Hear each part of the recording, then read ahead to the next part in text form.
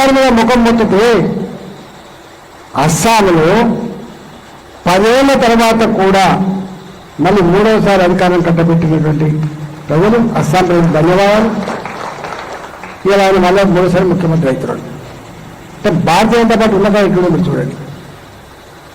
అదే బెంగాల్లో ఇంతకుముందు మోహన్ చెప్తుంది, రంజిత్ మోహన్ చెప్తుండు, నేను పోయినా మేము కూడా పోయినాం 2 సార్లు.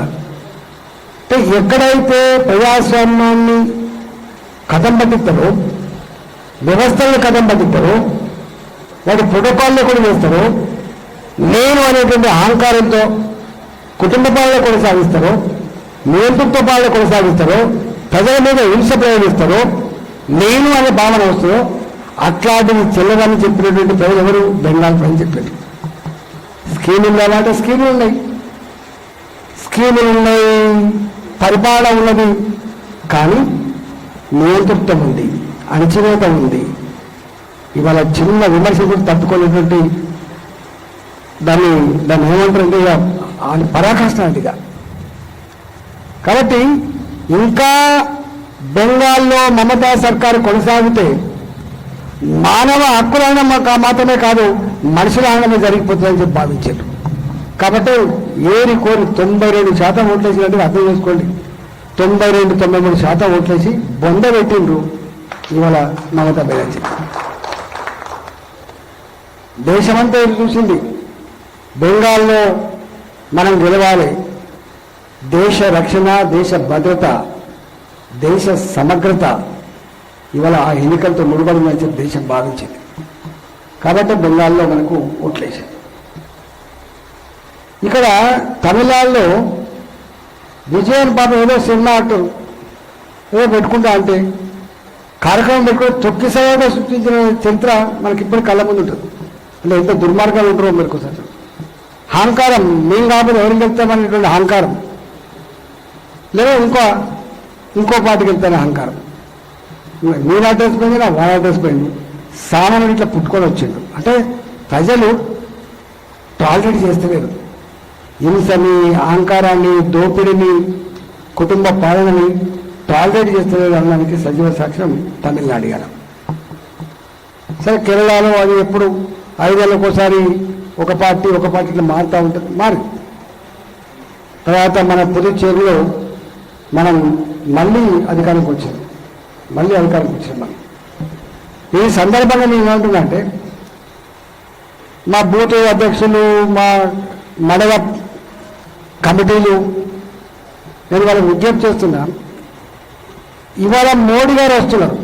అసలు Modi garu Bharatiya Janata party high command Delhi party 2023 కంటే ముందే అధికారం రావాలంటే ప్రణాళికలు రచించింది. వాళ్ళ రచనకి, వాళ్ళ ఆలోచనకి కొదవ లేవు. నాకు తెలుసు ఏం చేసిండ్రు. చేసింది కాబట్టి రావాలంటే గెలిపించుకున్నది. చేసింది కాబట్టే మునుగోలు లాంటి ప్రాంతాలు గెలవడం కోసం సర్వశక్తులు వదిలాం. సరే ఏం జరిగిందని పక్కన పెడితే చేసినాం. కొన్ని సంఘటనలు క్లిక్ కాకపోవడం వల్ల మనకు రిజల్ట్ చేయదారిపోయిన కూడా వాస్తవం. అసలు కథ ఏంటంటే, కేసీఆర్ని గద్దెదించాలని చెప్పి తెలంగాణ సమాజం నిర్ణయించుకోలేదు కాబట్టి దాంట్లో ఎవరు నిలబడతారో వాళ్ళకే ఓటేసేట్టు గుర్తుపెట్టుకోండి. మనం కనబడలేదు ఎక్కువ, వాళ్ళు కనబడరు కాబట్టి వాళ్ళకు ఓటేసేది మీకు తెలుసు. ఎక్కడెక్కడైతే ట్రయాంగిల్ కాంటెస్ట్ జరిగిందో మనం గట్టిగా పోటీచ్చినాం. గట్టిగా బీఆర్ఎస్ గెలిచింది తప్ప లేకపోతే గెలిచే ప్రసక్తి లేదు. ఫర్ ఎగ్జాంపుల్ ఇక్కడ మనం ట్రయాంగిల్ కాంటెస్ట్ టీఆర్ఎస్ గెలిచింది, కరీంనగర్లో టీఆర్ఎస్ గెలిచింది, కోరుట్ల మెట్టుపల్లి టీఆర్ఎస్ గెలిచింది, ఇలా హైదరాబాద్లో మనం బలంగా ఉంటాం టీఆర్ఎస్ గెలిచింది. అంటే ఎక్కడెక్కడ ట్రయాంగిల్ కాంటెస్ట్ ఉందో గక్కడ మాత్రమే గెలిచింది తప్ప లేకపోతే అక్కడ కూడా తుడుచుకుపెట్టకపోతుండే గుర్తుపెట్టుకోండి.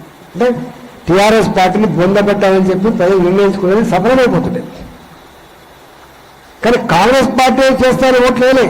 చాలా మంది అనుకుంటారు ఏదో 6 గ్యారెంటీలు 66 హామీలు, ఇది కాదు ఇష్యూ. రెండోసారి కేసీఆర్ అధికారంకి వచ్చిన తర్వాత అదంతా మీరు ప్రత్యక్ష సాక్షులు. మంత్రులు వట్టోళ్ళు అయిపోయింది, ఎమ్మెల్యేలు ఉత్తోళ్ళు అయిపోయిండ్రు, అపాయింట్మెంట్ ఉండదు, గౌరవం ఉండదు. గొర్రెలు తీసుకొచ్చి ఇక్కడ మా విన సూత్రా అని చెప్పి మీ గజ్వెల్లో ఆదర్శంగా చూపించేది మాకు ఎప్పుడు.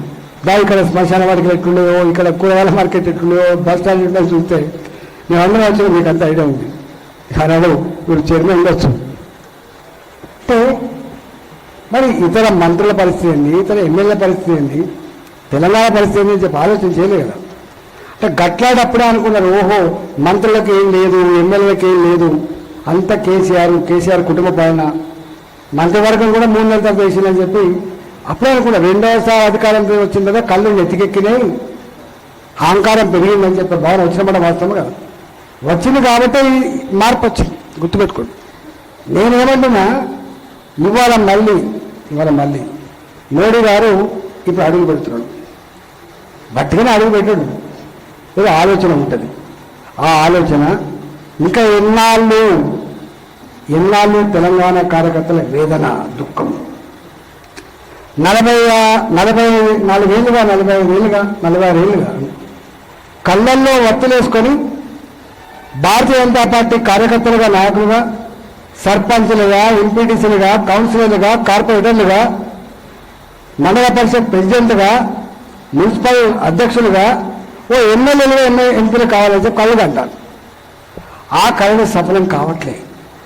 నేను మొన్న ఇక్కడ చెప్పిన, భారతీయ జనతా పార్టీ ఆవిర్భవించిన తర్వాత వాజ్పేయి గారి నాయకత్వంలో మన పార్టీ ముందుకు పోతున్న తరుణంలో ఎన్నికలు జరిగితే ఈ 2 పార్లమెంట్ సీట్లు గెలిచినాయి. ఒకటి గుజరాత్, రెండోది తెలంగాణ. ఇక్కడ అనంకొండ గెలిచింది జవహర్లాల్ గారు. మరి ఒకటే సీటు గెలిచిన గుజరాత్ గారు ఎక్కడుంది, ఒక్క సీటు కూడా గెలవని మధ్యప్రదేశ్ ఎక్కడుంది, ఆనాడే ఒక్క సీటు గెలిచిన తెలంగాణ ఎక్కడుంది అనేది ప్రజలు స్పష్టం అయిపోవాలి. అందుకని సంబరాలు జరుపుకుంటున్నాం, మన సంబరం ఎప్పుడని చెప్పి కార్యకర్తలు, నాయకులు మదన పడుతున్నారు. ఇవాళ ఆ కార్యకర్తల, ఆ నాయకుల అంతరంగాన్ని ఆవిష్కరించే ప్రయత్నమే మోడీ గారు రాక. మరి మన కోసం వస్తున్నప్పుడు సరే 7,000 కోట్ల రూపాయలు అభివృద్ధి పనులు, ఇటు నార్త్ RRR రోడ్డు 35,000 కోట్లు డబ్బులు ఇష్యూ కాదు కదా. ఏదో 35,000 కోట్లు ఇస్తున్నా, క్యాబినెట్ ఆమోదం పొందింది, 7,000 కోట్ల రూపాయలు ఇస్తున్నా, 12 లక్షల కోట్ల రూపాయలు అభివృద్ధి చేసినాయి, ఇవన్నీ ఉంటాయి. దీనికి ప్రతిఫలం ఏం కోరుతాడు మోడీ గారు? నేను 365 డేస్ ఒక కార్యకర్తలాగా, ప్రజల సేవకుడిలాగా, భారత ప్రజల సేవకుడిలాగా పనిచేస్తున్నా కదా. ఎన్నడూ ఒక హాలిడే లేదు కదా, నాకు స్వార్థం లేదు కదా. నన్ను నిండు మనసుతో ఆశీర్వదిస్తాడు కదా తెలంగాణ ప్రజలని చెప్పి అప్పీల్ చేసేటువంటి బాధ్యత మోడీ గారికి ఉంది కాబట్టి, హక్కు ఉంది కాబట్టి వారు రేపు వచ్చి అప్పీల్ చేసిపోతారు. కొంత ఫలితం వచ్చింది. 8 మంది పార్లమెంట్ అంటే మామూలు కాదు కదా. ఆ పక్కన తెలంగాణ గెలుచుకుని రాబోయే కాలంలో రేపు జిహెచ్ఎంసీ ఎన్నికలు వస్తాయి. తప్పకుండా మన జెండా ఎగరాలి. ఆ తదుపరి వచ్చేటువంటి ఎమ్మెల్యే ఎన్నికలు కూడా మన జెండా ఎగరాలి.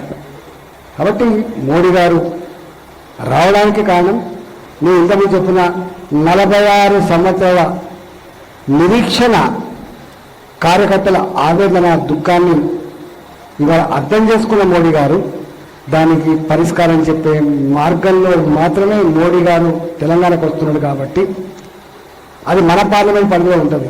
ఇవాళ ఎయిర్పోర్ట్ అయినా దిగిన దగ్గర మన పార్లమెంటే, సభ దగ్గర మన పార్లమెంటే. మీరు